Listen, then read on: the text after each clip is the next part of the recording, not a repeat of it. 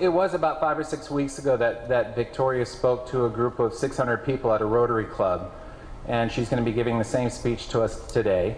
And I saw it, I think a week or so after it hit the web, it started going around, and so I quickly got on the phone and talked with her dad Zane and invited them here. And so we have a very special treat. So Victoria, come on up, do your thing.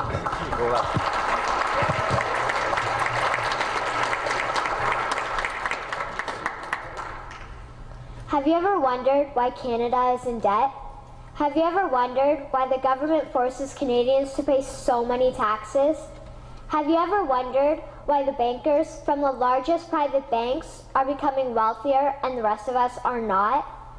Have you ever wondered why the gross national debt is over $800 billion? Or why we are spending $160 million a day on the interest of the national debt? That's $60 billion a year. Have you ever wondered who receives the $60 billion? What I have discovered is the banks and the government have colluded to financially enslave the people of Canada.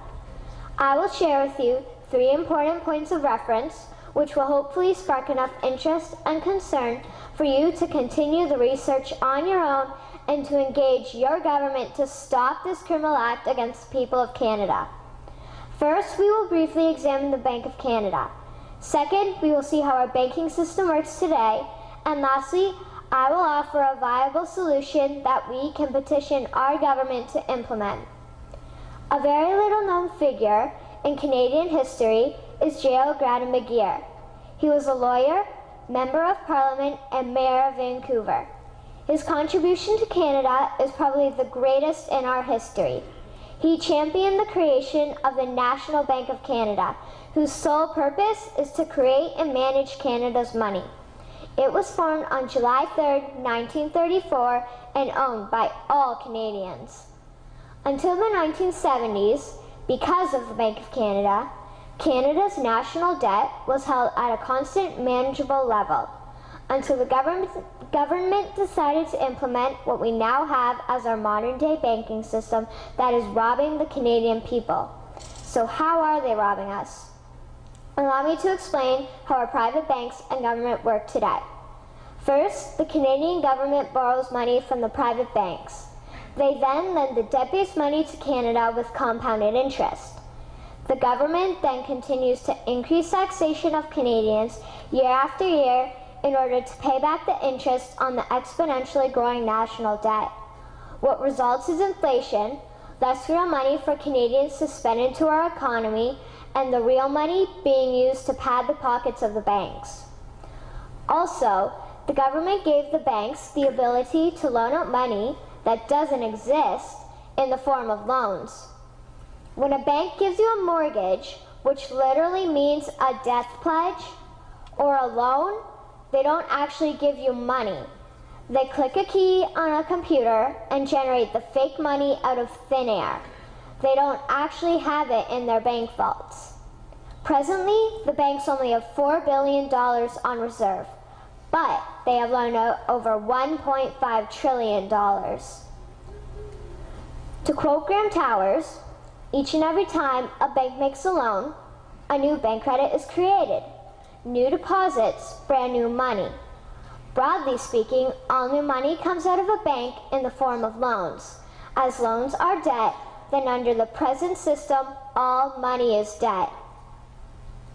What I find interesting is even Jesus, in Matthew 21, drove out the money changers in the temple because they were manipulating the currency to steal money from the people. The private banks are just like the money changers in Matthew 21. They are defrauding and robbing the people of Canada, thus their freedom, and they need to be stopped. How should the banking system work?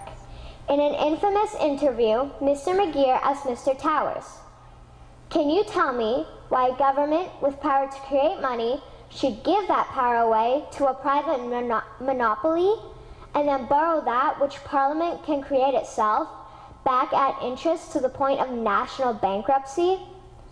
Mr. Towers replied, "If Parliament wants to change the form of operating the banking system, then certainly that is within the powers of Parliament.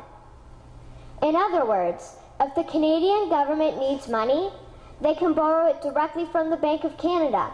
The people would then pay fair taxes to repay the Bank of Canada. This tax money would in turn get injected back into our economic infrastructure and the debt would be wiped out. Canadians would again prosper with real money as the foundation of our economic structure and not debt money. Regarding the debt money owed to the private banks, such as the Royal Bank, we would simply have the Bank of Canada print the money owing, hand it over to the private banks, and then clear the debt with the Bank of Canada. And yes, we have the power and lawful right to do so.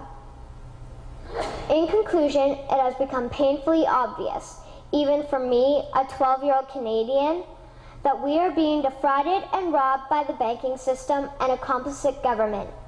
What will we do to stop this crime?